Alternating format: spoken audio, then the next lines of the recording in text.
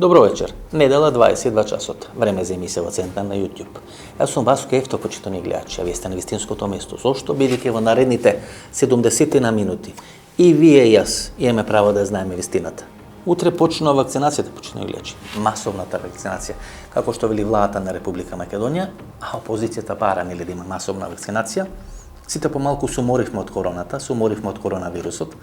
И кога се вратиме на нас за 12 или 14 месеци, човекот кој ги даваше најдобрите проценки, иако тие проценки, тие анализи не ни се допаѓаа, бидејќи се спротивставува со нашата желба нормално да живееме, и даваше професорот Драган Даниловски.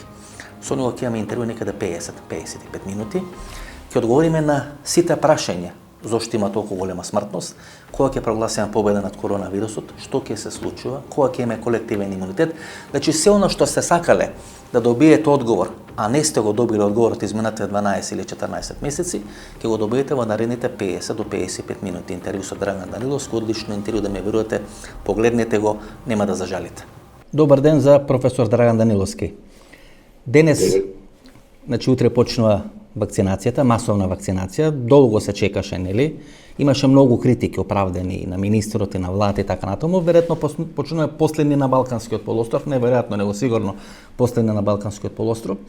И сега нели ние доаѓаме во втора фаза. Прво беше прашањето зошто нема вакцинација, и сега доаѓаме во втора фаза која веќе е најавена вакцинација. Дали треба да се плашиме од вакцинација, посебно од вакцината AstraZeneca?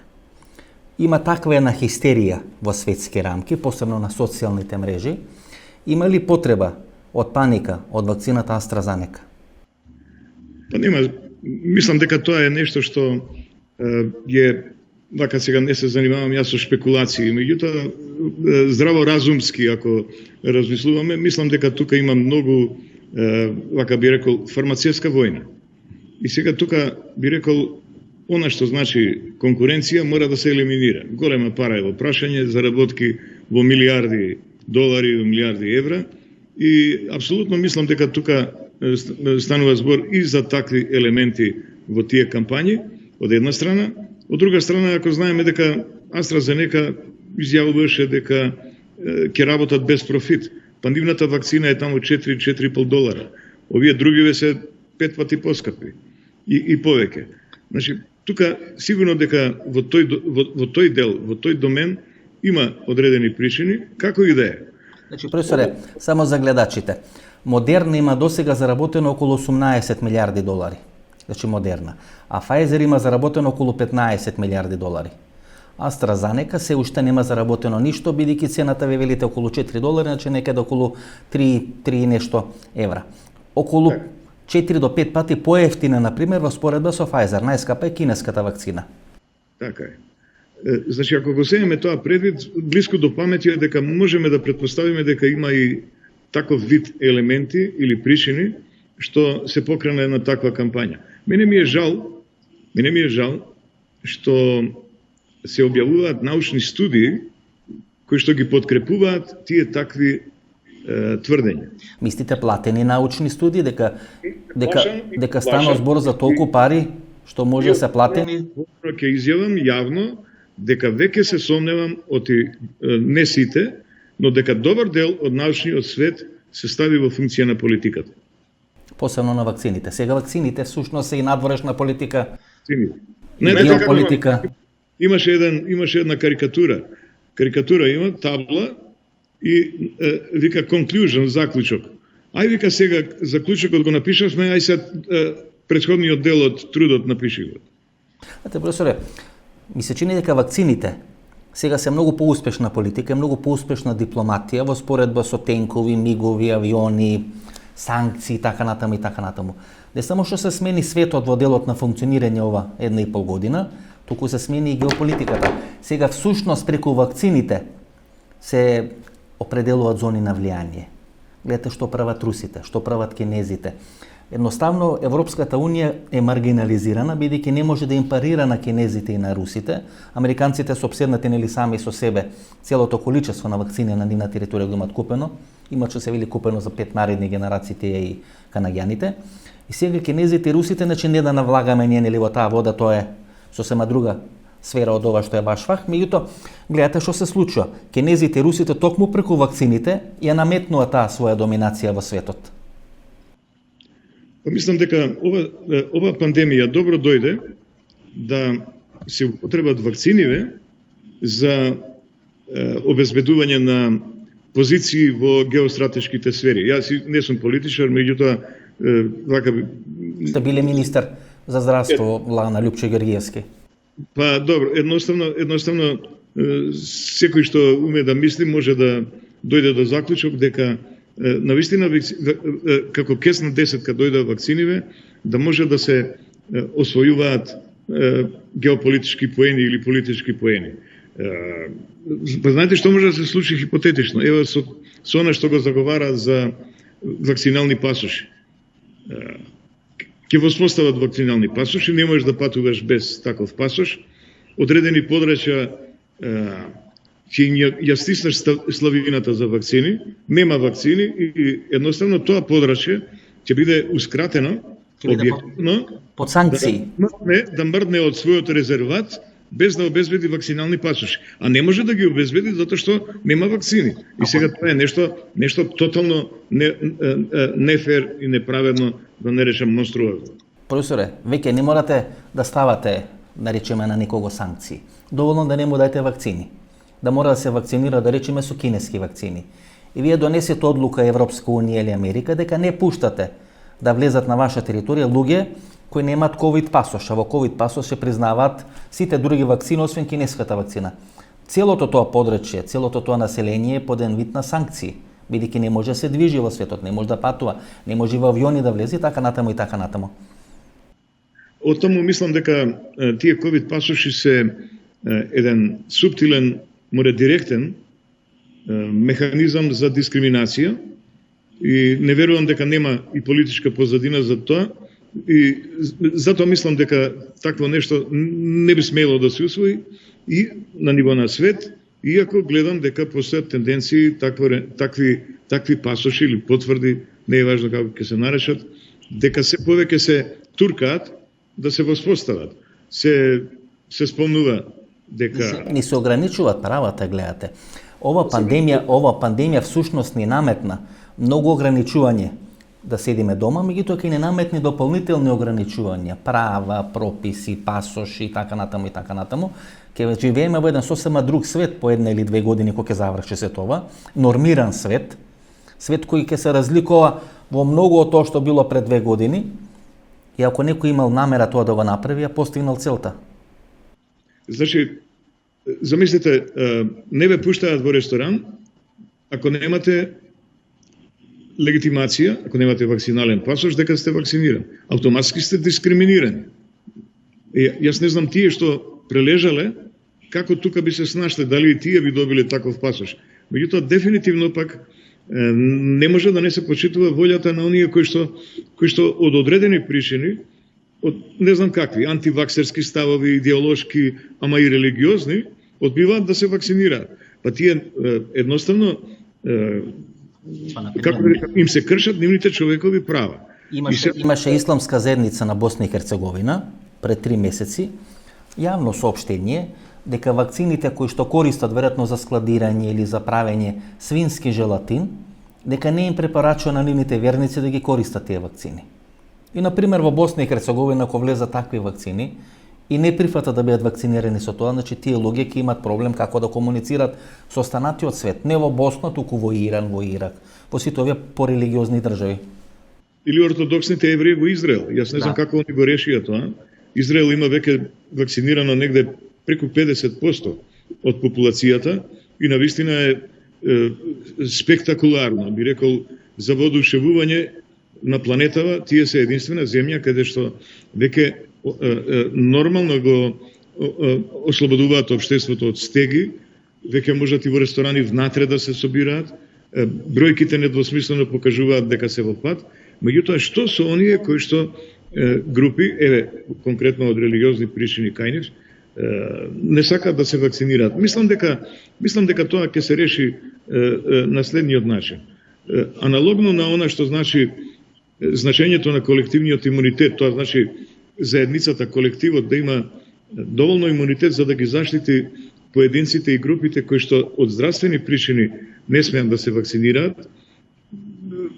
во изминатиот период има луѓе кои што со трансплантирани органи, кои што имаат генетика, генетски причини, се на хемотерапија, имаат малигни заболувања, тие едноставно не смеат да се вакцинираат. И нив смислата на колективниот имунитет е во тоа, нив ги штити колективниот имунитет. Сите се вакцинирани, сите се имуни за овие што се вулнерабилни поединци и групи да бидат заштитени и да можат слободно да се движат. Во случајот веројатно ќе треба таа листа на такви категории граѓани кои што нема да бидат имуни, да едноставно бидат оставени како такви, а и нив да ги штити колективниот имунитет. Гледате, професоре, например, кога се прави селекција за приоритетни листи, кои да бидат приоритетно вакцинирани така натаму, тие што имаат прележано не се во приоритетни групи. Напротив, дури нели се сугерира барем 6 месеци или 1 година да не бидат вакцинирани од периодот на прележување.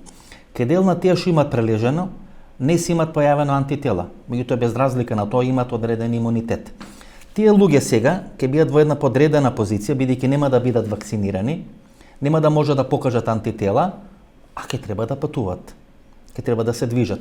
Во некои држави ќе се признаваат овие ПСР тестови, во некои држави нема да се признаваат, ќе барат или антитела, ќе барат или потврда за вакцинирање.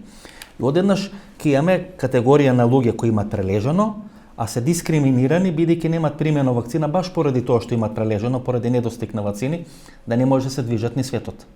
Така. Тоа е нешто што е многу значаен проблем, заради тоа што има и нешто друго. Се покажа дека серолошките тестови со кои што се утврдува дали имаш или немаш антитела, значи тоа е хуморалниот имунитет, едноставно за некои прележани, макар и со потешки симптоми, едноставно се негативни, не создаваат антитела. Но две студии неодамнешни од јануари месец на 12.000 здравствени работници во Израел што прележале ковид и во Катар на 40.000 обични граѓани што прележале, се покажало дека и кај едните и кај другите некаде повторени инфекции во период од 35 недели колку што ги следеле, повторени, значи реинфекции се случиле некаде кај 0,02%. Тоа се 1 на 5.000 или 20 на 10.000 што прележале. Но кај добар дел од нив воопшто немало антитела. И објаснението е што ги заштитило сега тие што немале антитела а прележале, дека е тоа оној така наречен клеточен имунитет кој што го памти вирусот и кога ќе дојде во контакт во одредена ситуација, веднаш тие мемориски клетки промптно реагираат и развиваат антитела и ја спречуваат инфекцијата. Или со други зборови, заклучокот на тие студии е дека серолошките тестови не можат да бидат и не се веќе валидни за процена и за просудување кој е, а кој не е заштитен од вирусот. Дефинитивно.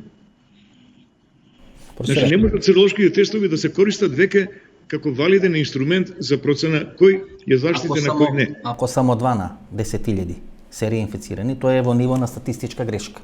Така. Што значи дека овој имунитет кој се создава кај тие што имаат прележано, може би да биде и подолго од 1 година. Бидејќи 35 недели истражувањето, тоа е некаде околу 9 месеци, без една недела тоа е точно 9 месеци. Значи, веројатно нема да има поместување ни после 35-36 недели. Барем истражувањата верувам дека тоа ќе го покажат. Тоа значи дека оние тези, хипотези, предпоставки дека тој што има прележано, најголем дел од нив, ако не трајно, тогаш барем 2 или 3 години ќе имат некаков имунитет, ако не имунитет, тогаш една меморија, што се вели како да се брани организмот од повторен напад на вирусот, дека тоа е коректна теза, дека тоа е точно. Да, дефинитивно тие два вида имунитет играат улога. Хуморалниот секогаш, значи антителата што се создаваат, секогаш со помал век се. Меѓутоа со години, а се покажа со оној SARS-1, SARS во 2002-2003 година кога беше во Кина, а и со MERS во Сауди Арабија во 2012-13 година, направени се истражувања дека кај нив клеточен имунитет ги штити, значи не хуморален антитела, туку клеточен во тек на децении, од тогаш колку години има поминато. Сега, ставот на CDC, на Центарот за контрола на болести, официјален е дека оние што прележале можат да се вакцинираат веќе 1 месец од како ќе прележат. Океј, не гледам дека нешто може спектакуларно лошо да се случи, иако има некои наши колеги кои што инсистираат дека би се случиле некакви имунокомплекси, судир на антитела, па затнување на бубрези и така натаму. Може би има нешто вистина во тоа, ама ја немам најдено право да ви кажам студии во врска со тоа. Потоа се најде една умерена компромисна варијанта дека 3 месеца треба да пројде од прележувањето за да се вакцинира таква особа, и то само со една доза, а сега пак става тие дека доволни се 5-6 месеци. Но само со една доза. Веројатно е тоа некое компромисно решение, после 5-6 месеца тие што прележале да се вакцинираат, и таа вакцина само со една доза ќе послужи како еден вид бустер доза, имајќи предвид дека прележувањето играло улога на прва доза. Значи, добиваш прва доза и втора доза и си заштитен одреден период. Колку тоа долго ќе трае, треба да пројде време, уште имаме тек само година и нешто од пандемијата, да видиме тоа колку овде ќе трае. Вие велите со SARS-от би требало со децении. Вие велите дека во Македонија, според вашите математики што ги читав на Facebook, околу 734,045, тој значи пред 2 дена. Да заокружиме 735.000 луѓе дека според вас имаат прележано во Република Македонија. И тие математики ги правите на бројка од 1,6 милиони луѓе кои живеат во Република Македонија. Значи дека вие направивте попис пред воопшто да се спроведе попис во Република Македонија, значи сте по експедитивен од Државната статистичка комисија или Државната комисија за статистика, значи сметате дека има околу 1,6 милиона луѓе кои живеат во Република Македонија и дека имаат прележано околу 735. Тоа е околу 46% еве да заокружиме. Колку ни треба до колективен имунитет, професоре? За британскиот сој B117, кој што повеќе од 90% е присутен во Македонија во моментов, значи оној оригиналниот е истиснат дефинитивно, наместо 60% праг на колективен имунитет за да се сопре епидемиското ширење, за британскиот се смета дека треба да биде 85%. Не ни оди со британците многу. Не ни оди толку со британците колку што ни оди со овие класични европски модели, да. Еве и у фудбал Германија победивме, со британците потешко ни оди некако. Тоа се инаку тоа 1.600.000, тоа е вака условно земено, тоа е според евиденцијата на Управата за електронско здравство при Министерство за здравство, на мој термин. Меѓутоа пак сега има една друга математика, други бројки од Фондот за здравствено осигурување, кај што бројките се негде 1.800.000 и нешто жители што се во земјата. Така што сега може би вистината некаде на средина. Ако во првиот случај со 1.600.000 популација некаде пресметката беше оти прележале според еден математички модел негде 47%, ако се 1.800.000, тоа ќе падне на, еве нека падне на 42%. Значи има уште доста до 85%. И нас ни треба околу 40%, да не беше британскиот сој на вирусот, нас ќе ни требаше некаде околу 20% уште. Моите пресметки беа дека ако станеше тој wild type, оригиналниот тип, кој што е помалку продорен и помалку заразен, нели, дека до крајот на март ние практично ќе постигневме 60% на колективен имунитет, и тоа ќе значеше дека вирусот ќе преминеше во права линија. Ќе се ширеше, ама ќе имавме една права линија. Колку секој ден ќе имавме еден уедначен број на нови случаи и исто толку ќе се затвара. Тоа го викаме во епидемијата ендемско постоење на вирусот, секако со дополнителни мерки и со дополнително билдање на колективниот имунитет, тоа ќе се спушташе таа рамна линија, се додека не се сведе на ниво на спорадични или поединечни случаи.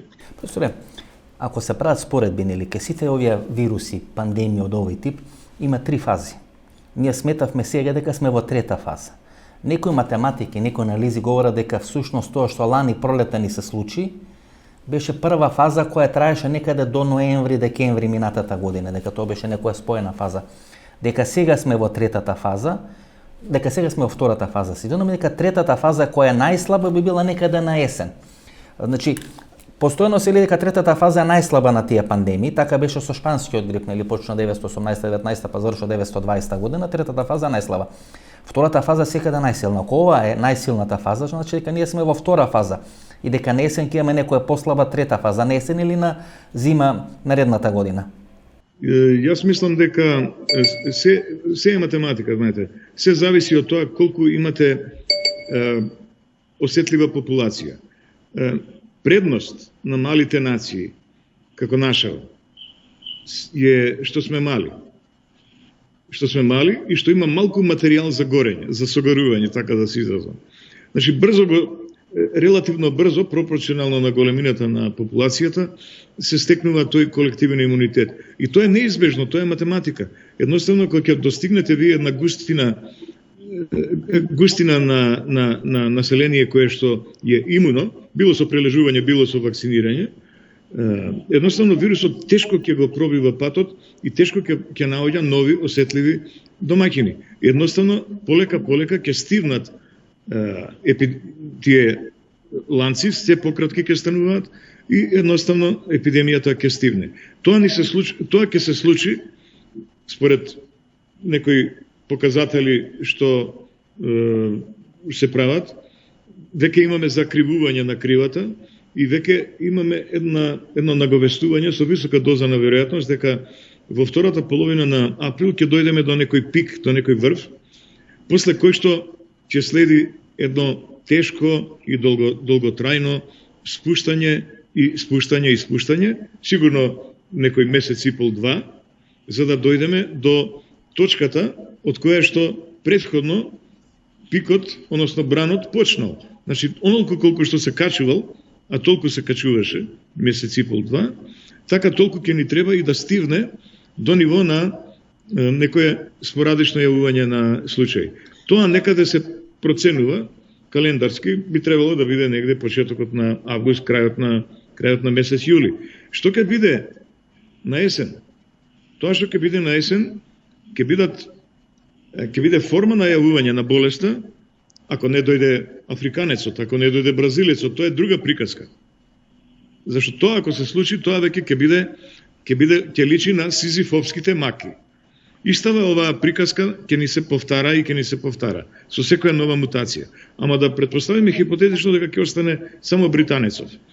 Ако остане британецов, на есен ние ќе имаме ситуација заради постигнатиот колективен имунитет да се јавуваат само джепови, така ги викаме, овде-онде, низ територијата на државата, помали епидемиички кластери, кои што ќе стигнуваат брзо или ќе се локализираат брзо. И тоа така ќе се тлее со години, се додека до таа мера вирусов не стане распространет во возрастната популација, што веќе таму нема што да бара.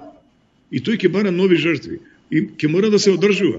Тоа е суштество кое што е создадено, суштество во наводници, зашто е на граница на живо и на неживо, би рекле. Тој има идеја само да се размножува. И ќе бара каде да се размножува. И тоа ќе го најде во најмладата популација меѓу 1 и 5 години. Тоа е популацијата која што току доаѓа на свет, има наивен, велиме, имунолошки систем, учи да се бори со микроорганизмите, микросветот околу себе, е во постојана ексцитираност, во постојана вознемиреност, постојано е активен и витален, и вирусов, овој нашиот британецов, ќе кружи меѓу децата, ама бидејќи имаат силен имунолошки систем, клиничката слика ќе му изгледа како обична настинка. И така, тоа ќе биде судбината и на оваа наша корона. Професор, гледате, короната или коронавирусот и сега по принцип на жаришта функционира. Ако направиме нели споредба со грипот, на почетокот пред една година, 1 месец или 2 месеци, се правеше споредба помеѓу короната и помеѓу грипот. Грипот се распространува линеарно. Одеднаш во рок од 30 дена на цела територија на една држава се распространува грипот. Овде исто така беше по принцип на жариште. Имате на пример места Гевгелија кај што нема долго време со месеци ниту еден заразен, одеднаш доаѓа па се заразува една третина од населението. Значи разликата помеѓу грипот и короната е во линеарноста или во жариштата. Овој вирус функционира по принцип на жаришта. Тоа јас можам да го видам. Значи тоа врз база на она што се бројките кои можеме да ги следиме во Република Македонија. Некои градови долго време немаат воопшто вирус, немаат заразени и одеднаш се појавува, да, како некој со авион, нели? И затоа се прават тие приказни теории на заговор дека некој доаѓа прска со авион и така натаму и така натаму. Видете, карактеристично е дека во почетокот, првите месеци, епидемиолозите мислеа дека можат да го испитуваат, да го проучуваат SARS-CoV-2 вирусов по аналогија со респираторен вирус, по аналогија со грипот. Грипот имаше табијат хомогено да се шири низ популацијата, да не речам линеарно. Хомогено подобро да речам, значи хомогено низ целата територија на одредена држава во рок од 30 дена. Има рок на траење и се шири низ цела територија. Меѓутоа кај коронава се покажа дека имаме хетерогеност ужасна. Што значи? Тоа значи дека во одредени подрачја имате жариште и извонредна густина на случаи, огромен број случаи, и имате територии кај што немате воопшто. И тоа испадна дека се објаснува со така наречени супер спредерс, супер ширачи или супер распространувачи на вирусов. А што значи тоа? Тоа значи дека и така испадна дека има поединци кои што можат да заразат стотици други, едно заради извонредна концентрација на вирус што испуштаат од себе, и второ заради тоа што имаат интензивен социјален живот, социјални контакти. И други кои што не заразуваат никого. Така што се процени дека 20% од сите што се заразени заразуваат 80% од другите, а 80% од заразените не заразуваат никого. Тоа е тој еден парадокс кој што се констатира дека е карактеристичен за нашава корона, и токму таму лежи зајакот. Зошто и како и каде стратегијата епидемиолошка против епидемиските мерки, како треба да се таргетира и да се дизајнира. Многу интелигентен вирус ова. Мощно интелигентен. Да, многу интелигентен вирус, кој некој да го има учено, школувано, третирано, праќано по разни универзитети, по разни школи и така натаму. Разни лаборатории го тренирали така. Нели затоа таму и се тие нели теории кои дури председателот поранеше на Америка и кажуваше дека излегол од лабораторија. Па сега еве председателот или првиот човек на Светска здравствена организација вели да ние правевме истражување во Кина, но не ни ги дадоа сите податоци. Така да кога слуша човек не само вас, него сите епидемиолози споѓа дека ова е многу интелигентен вирус, најинтелигентен во историјата вирус. Тоа во врска со интелигенцијата, во наводници, јас би рекол колективна интелигенција на вирусот, е многу интересна една појава кај тие така наречени РНК вируси, кои што имаат, затоа што имаат еден ланец во својот ген, значи нивната нуклеинска киселина наместо 2, како што има ДНК, како што е тоа кај нас и кај други вируси, и тоа е стабилна структура и не мутира често, РНК вирусите се склони да се менуваат. Едноставно, тоа е редослед на букви, да замислиме редослед на буквички, кои што и прават една секвенца на редослед еден на неговиот ген, и тие многу лесно при репликацијата, при множењето се измешуваат. Едноставно, како правите копија, фотокопија од фотокопија, секоја наредна копија знае да не личи баш на онаа претходната. Така што многу чести се тие мутации. Ама интересно е со што се провоцираат. Интересно е што стимулот, со што се провоцират? Сигналот што ги провоцира да се случат значајни мутации, кои што ќе го направат попродорен, ќе го направат посмртоносен, кои што ќе го направат да заразува не само човек како вид, жив вид, туку и други домаќини, Тоа е нешто што му се, како да речем, као стимул, што му дава сигнал се прво колку е тој загрозен во своето ширење. И пазите се што имаме.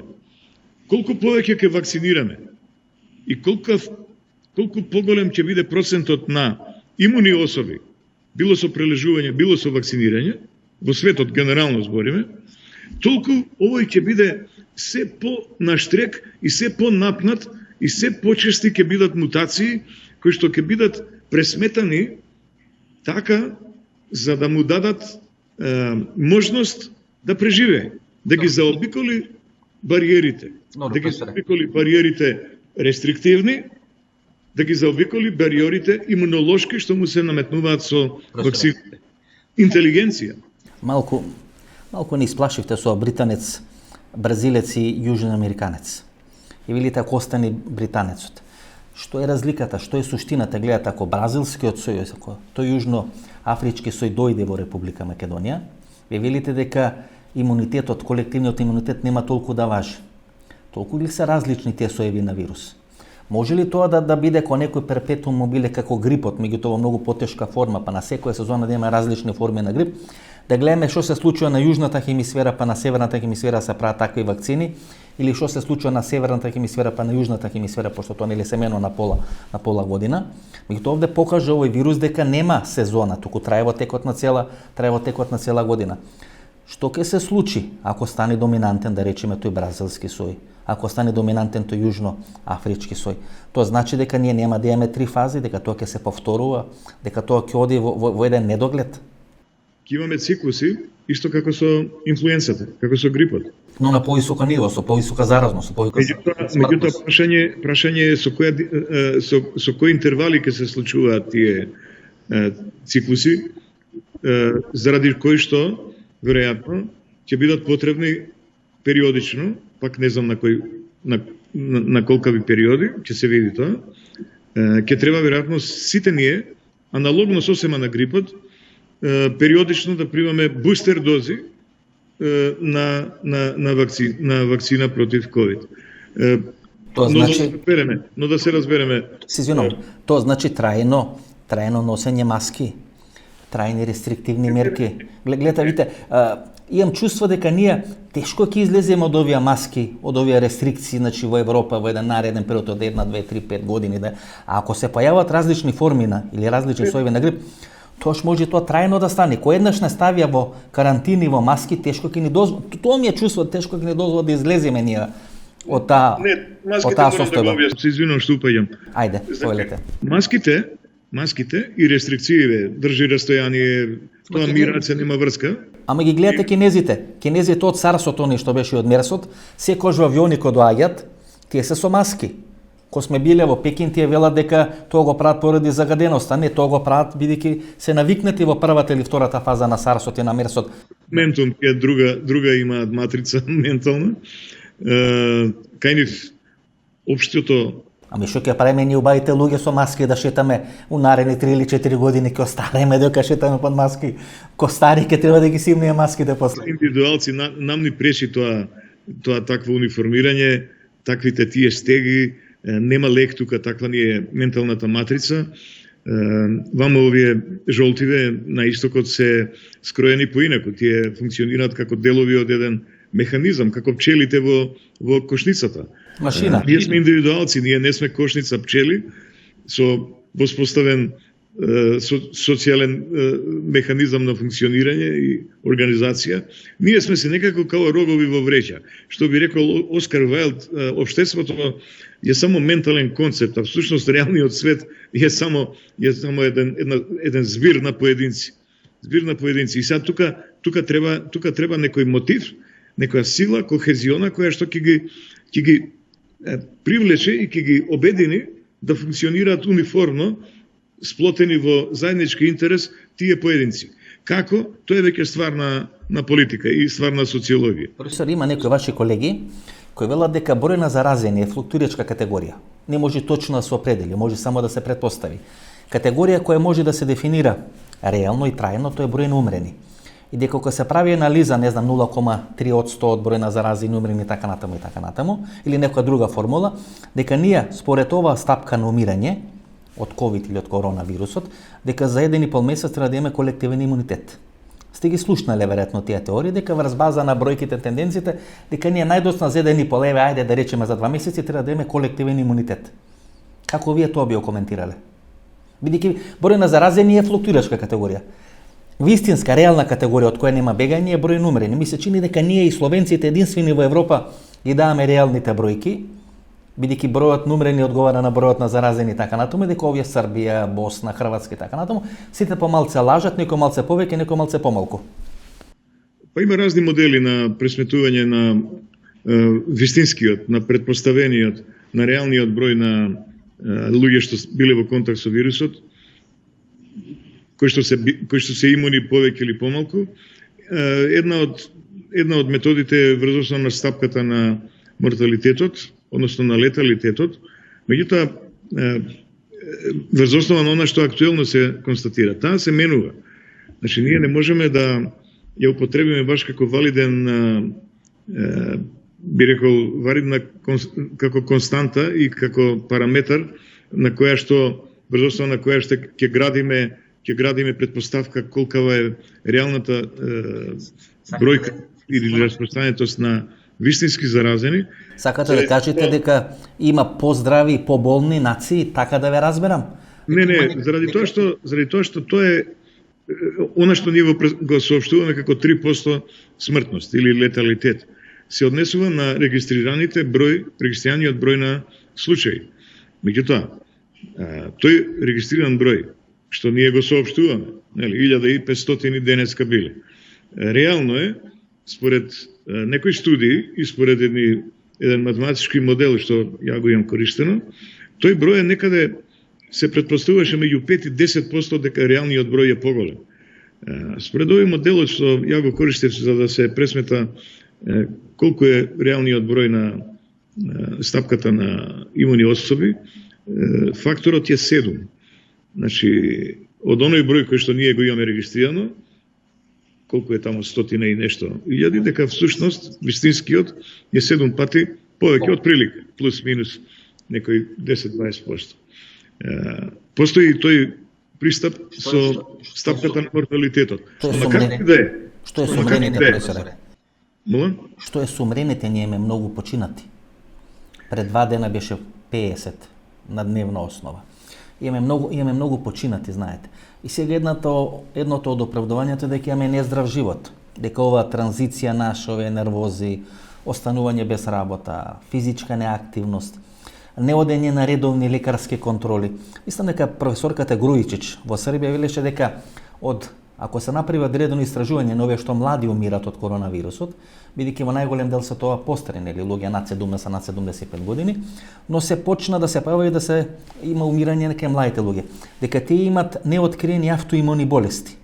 Дека поради тоа што имат неоткриени автоимуни болести, се јавува смртност, посебно на Балканскиот полуостров и на млади луѓе. Кој е вашето мислење?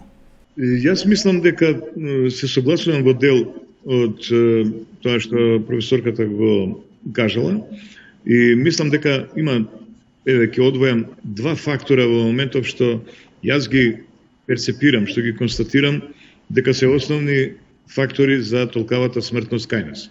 Значи, ние сме во врвот на Европа и тоа е факт. Апсолутните бројки се спектакуларни, се жалосни, 50 имавме. Само Словенија мислам дека има повеќе од нас. На број на 2 милиони жители, Словенија има повеќе од нас умрени од коронавирус. Тоа е интересно зашто да кажеме во Словенија 20 до 30% од младинците кои од школска доба до 15 години, од 7 до 15, 20% се со нормална телесна тежина и се физички активни интензивно. Кај нас таа стапка е 60%. 60% во таа возрастна група.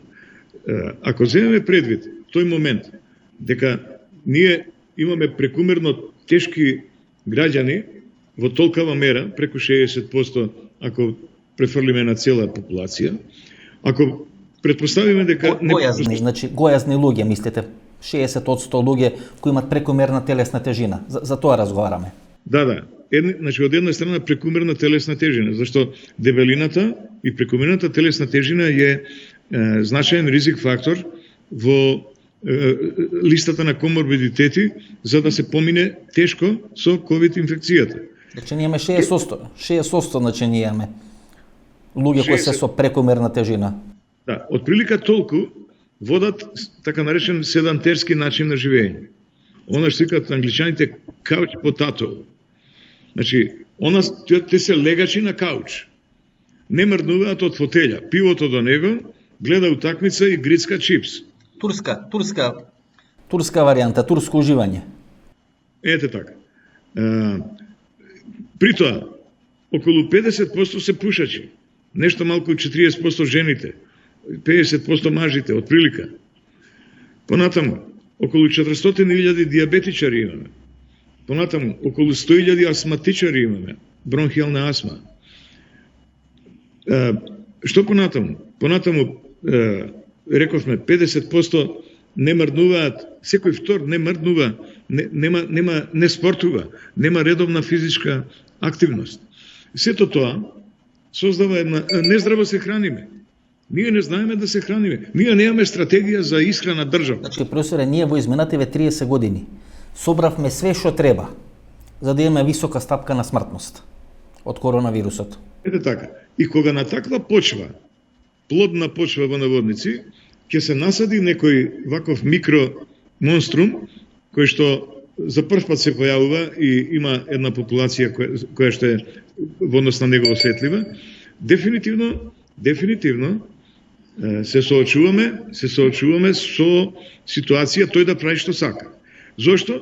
Затоа што сите овие наброени состојби со здравствената состојба и стилот на живење значат компрометиран имунолошки систем. Ако имаш компрометиран имунолошки систем, практично, кога ќе навали микронепријател, тој се однесува како во авлија без кучиња. Значи, слаба ни одбраната, голманот е слаб, бековите не знаат да играт, халфлинијата не е во форма. Да, не е во форма. И лесно приеме голови. Професоре, зошто нема грип? Клучната теза на луѓето дека всушност короната е измислена, велат нема грип сега. Немаше грип ни на јужната, нема грип ни на северната хемисфера.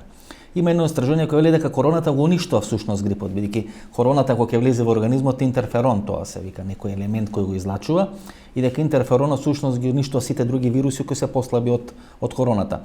Зошто нема грип во периодот кога има корона и коронавирус во светот? Па видите, вака ќе ви кажам, прво да кажем појавен обичен надворешен појавен момент, тоа се мерките, бидејќи респираторен вирус е и грипот и короната, мерките што се презема за превенција, маски, растојание и така натаму, што беа преземани против короната, беа истите мерки и против инфлуенцата, против грипот. Тоа е еден фактор. Друг фактор е следниот. Еден обичен познат биолошки механизам. Кога ќе се заразите од еден вирус, а има една студија во врска со настинките и короната, кога ќе се зарази човек од вирус од настинка, има аденовируси, риновируси, преку 200 и кусур типови, кога ќе се зарази човек од корона, од обична настинка, во тоа време, додека тој има настинка, не го фаќа корона. Значи, има една компетиција, не му дозволува, бидејќи и двата вируса се внатреклеточни паразити, не му дозволува пристап на короната, и тоа е докажано дека е така. Значи, два вируса во исто време не може да имаме во организмот. Не може една клетка со два вируса истовремено да се зарази. Тоа, да кажеме, е по аналогија, ќе речеме, бидејќи толку многу ковидов е распространет, едноставно не останува простор, не останува жртва за инфлуенцата. За вирусот. За вирусот. И има една трети момент, се вика принцип на интерференција во епидемиологијата, и тоа не се однесува само на вирусите, секогаш кога на едно подрачје ќе се најде по-супериорен, по-моќен, по-продорен, со поголем епидемиски и пандемиски потенцијал микроорганизам, настанува потиснување на сите други негови на други вируси кои што на ист начин се распространуваат. Едноставно, толку издоминира, стана доминантен коронавирусов, што сите други се повлекоа, му отстапија место. Ете, тоа се причините. Професоре, да се вратиме на AstraZeneca. Значи, утре почна масовна вакцинација. Како да дефинираме масовна вакцинација во македонски услови? И многу луѓе се плашат од таа вакцина AstraZeneca. И сега има некои рестрикции, вела дека над 65 години луѓето може да се вакцинираат со таа вакцина, а другите ќе бидат вакцинирани со Спутник V или со Спутник 5 или со кинеската вакцина. Што е проблемот? Има ли основа за страв? Се јавува некоја коагулација, се јавува тромбови, тромбоцити и така натаму и така натаму. Што е суштината? Ве велите дека тоа се мали бројки, да, согласувам дека се мали бројки, меѓутоа има многу голема паника. И еден умрен човек создава паника, бидејќи е нова вакцина там. Кратко е работено, не се работи ни 3 до 5 години. Во меѓувреме последните 20 години тоа антиваксерство е така развиено, има такви корени пуштено во Република Македонија, посебно во Република Македонија. Гледате, ние според лажни вести сме на прво место во светот, а овие работи влегуваат во графата на лажни вести, кога правиме одредена колективна хистерија на социјалните мрежи и постои страв, реален страв, што ќе се случи кај луѓето кои ќе се вакцинираат од AstraZeneca. Тие што биле оптимисти и што биле храбри отидоа да се вакцинираа во Србија. Што со овие луѓе кои се плашат, а треба да бидат вакцинирани со AstraZeneca? Па јас како би кажал, јас само би ги повикал да свртат вестник, односно да свртат било каде по... Не читаат, професоре, не читаат. Да читаа, нема да има потреба да им објаснуваме. Не читаат вестници, читаат само заглавија, читаат само наслови. Само заглавија. А јас морам да кажам дека се на дигресија да направиме, а нашиве портали имаат табијат да испрлат секогаш сензационалистички наслови, независно што содржината не кореспондира со таквата жестина или жестокост на формулацијата на насловот, сметајки на ова што рековте, дека 90% не го читаат текстот, туку само насловите, сметајки на тоа дека тоа ќе го предизвика, ќе го натера читателот да кликне, ама нема да го прочита внатре, се борат за кликови, да? Има ли, професор, основа да се плашат луѓе? Утре почнува масовна вакцинација. Над 65 години е возраста, значи границата е. Се чека од ова Европска комисија одредено објаснување дозволата и рекоа дека придонесите или благодетите на вакцината се многу поголеми нега коморбидитетот, односно смртноста на таа вакцина или несаканите ефекти на таа вакцина.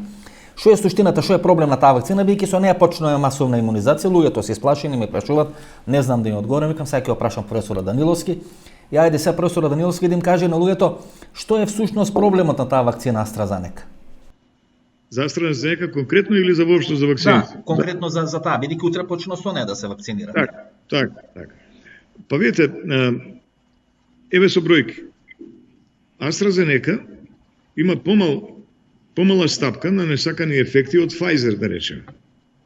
Еве, неодамна тој го објави колегата мој пријател Пановски. 1,5 такви несакани ефекти има Pfizer, до сега регистрирано, на 100.000, а еден таков случај има AstraZeneca на 100.000 аплицирани дози. Бројкиве доволно говорат, автентични се.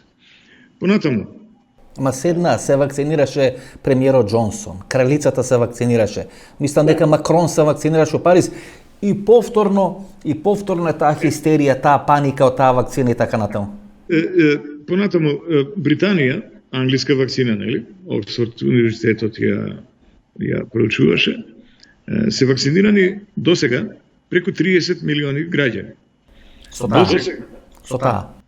Со AstraZeneca, добро, нешто е со Pfizer, не знам колкав процент на AstraZeneca доаѓа, но огромна пропорција е само на AstraZeneca. Значи, досега ќе се чуеше дека таму има некакви катастрофи се случуваат, не се случи ништо. Си поминуваат извонредно.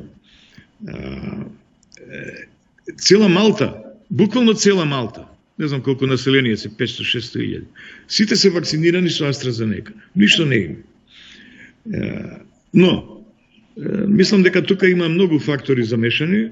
Така почнавме, нели, дека дел е на пропаганда, дел е конкуренција, така натаму, но тие коагулации, тие тромбови што се појавуваат, на што се доложат? Обично некои истражување вели дека жени кои добиваат некои контрацептивни средства и така натаму, дека тие се многу поподложни на одредено згручување на крвта ако бидат вакцинирани со AstraZeneca во споредба со другите и затоа се препорачува некоја старосна возраст над 65 години. Така, па ја мислам дека сите несакани ефекти од сите лекови, ево од парацетамол да земеме, или од субституциона терапија овие жениве што земаат естрогени во менопауза, или контрацептивни пилули, се можеби преку 1000 пати почести таквите коагулациони инциденти, да ги наречам, коагулации, во споредба со вакциниве воопшто и особено AstraZeneca. Многу контроверзно беше кога во почетокот беше речено преку 65 години не е сигурно, нема доволно податоци, младите нека се вакцинираат само. А после се сврте, ај сега само старите ќе ги вакцинираме, младите нема да ги вакцинираме, затоа што имало одреден број на такви несакани дејства. Секоја вакцина носи такви ризици. Станува збор за Кој е процентот на смртност со вакцината на несакани дејства? Што покажат искуствата, да речеме со ова вакцина, таа е присутна кај нас? Па јас мислам дека кај нас нема ни еден умрен од... Не кај нас, него во светот. Кој е процентот, да речеме, на смртност од оваа вакцина? Процентот на умирања се брои на една рака на милион примени дози.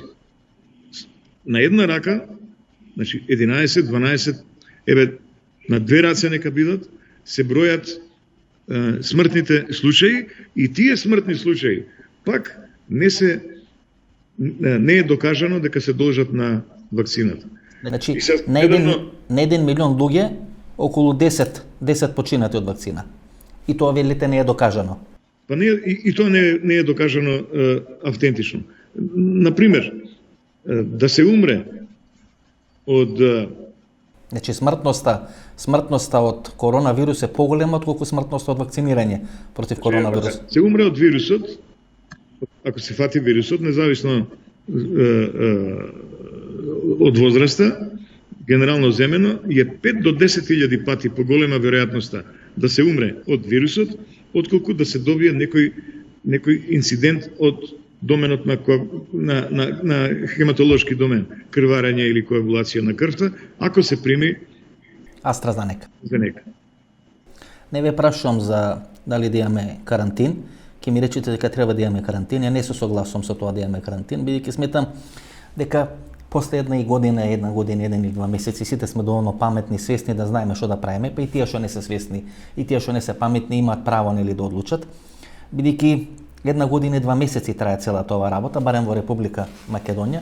Не само што се уморивме, туку мислам дека веќе е време да почнеме и нормално да живееме без разлика нели на број на зарази. Тоа е мојот став, ја не велам дека тој став е исправен, но мислам дека сега ако ставиме карантин, уште еднаш дека тоа нема да ги дај тие ефекти. Дека толку ќе има влијание на психофизичката, на посебно на таа псика на населението, дека тоа тешко ќе можеме да го издржиме. Бидејќи како ако даме Груев подобро ужасен крај отколку ужас без крај. Не значи ова дека јас сега нешто се залагам и пропагирам да нема мерки или да не се почитуваат мерките, но мислам дека не е толку кревка на населението психичката стабилност во моментот што тешко би можеле некој карантин од месец, 2, 3, 4 како што у Западна Европа. Не, јас ве разбирам, на сите им е преку глава и јас би рекол вака, пандемијата знаете како ќе заврши? Ќе има епидемиолошки крај и ќе има социјален крај. Социјалниот крај ќе настапи порано. Луѓето ќе ги отфрлат мерките и ќе се почнат да се однесуваат како ништо да не било, многу порано, уште многу пред да стивнат и да се намалат епидемиолошките ризици. Ама тоа е друга тема. Да ви одговорам ова за мерките. Само се извинувам, професоре, знаете, она е филозофија која кажуваат девојките, како велат, лошите девојки секош подобро поминуваат во животот. Правеле све што не треба и све што треба да се прави и на крај подобро ќе се омажеле, нели, подобро поминувале во животот. Така да мислам дека и овде тие што најмногу се пазат, најмногу се штитат, на крај не сакам нели да го кажам, тоа најлошо ќе поминат и најлошо поминуваат во сите овие ситуации. Знаете како, во последниве две светски војни најмногу жртви паднале последните месеци пред да завршат светските војни. Тогаш на сите што биле учесници во војските, едноставно им дозлогрдило, престанале веќе да внимаваат премногу и тогаш добивале куршум.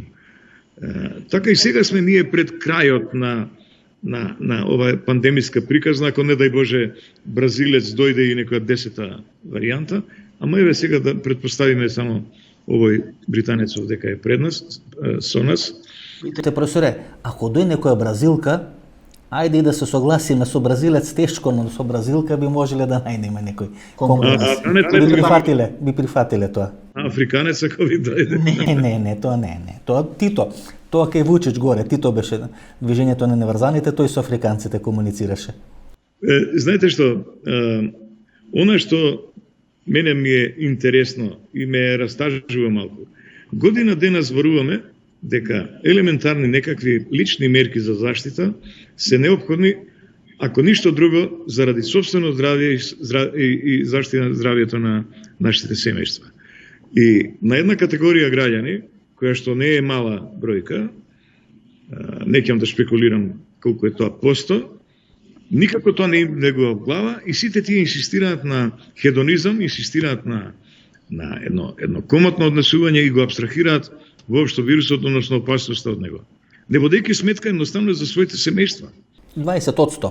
Професорот Чепреганов вели дека тие се околу 20%. До нив не допират тие апели, до нив не допират тие препораки и така натаму.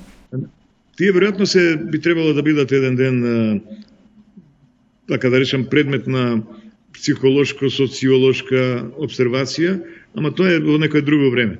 Битно е дека ние за локдаун, ние за маски, после година дена пак зборуваме. Јас на времето зборував зошто треба краткотраен локдаун да се направи. Сега повторно се фаќам себе си дека препорачувам такво нешто. Зошто препорачувам? Па луѓе затоа што 50 мртви имаме дневно. Заради тоа што се отвараат ковид центри во хируршки клиники. Па како може травматолог со сиот почит кон неговата експертиза да биде нели компетентен инфектолог и да третира ковид пациент? Независно што се вели. Ние немаме проблем со травматолози, се извинувам, ние имаме проблем со луѓе од вашата фела. Епидемиолози, инфектолози, тие веле на почетокот дека нема вирус. Дека овој вирус не треба да се третира. Тие веле на почетокот дека вакцините ќе прават поголеми штети, дека вакцините се измислени да не чипират и така натаму. Бил Гейтс, тие го зборат, тие го тропаат, тоа е да бидам подиректен. Проблемот е што сега имаме проблем со нивото, со квалитетот на здравствените услуги, што сега не можат оние што нормално се болни, не можат да дојдат до здравствена услуга. Оние што се ковид болни и тие не можат да добијат адекватна услуга заради тоа што се лечат во услови субстандардни.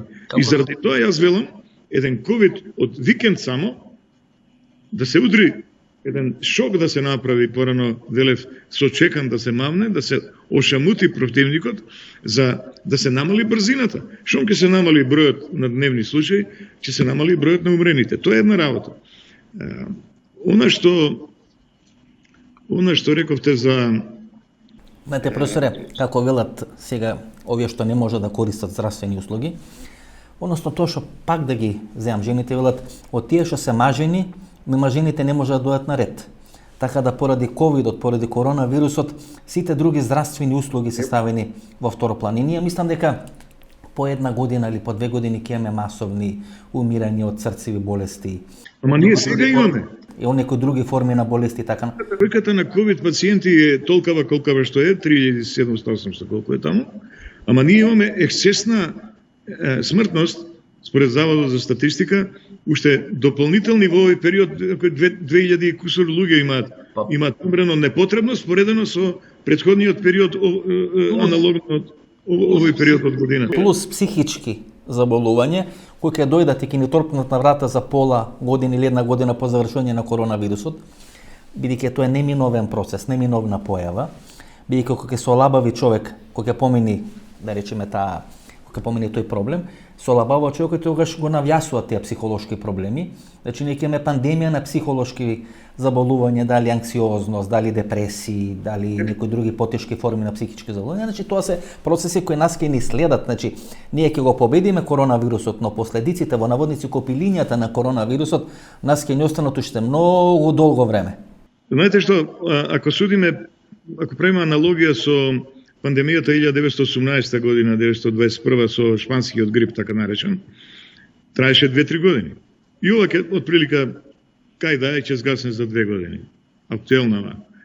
Меѓутоа, тогаш некаде до средината на дури до после големата рецесија, негде до 1935-6 година, до воочи на Втората светска војна, Европа и Америка исто така се соочуваа со зголемен број на случаи со разни хронични заболувања.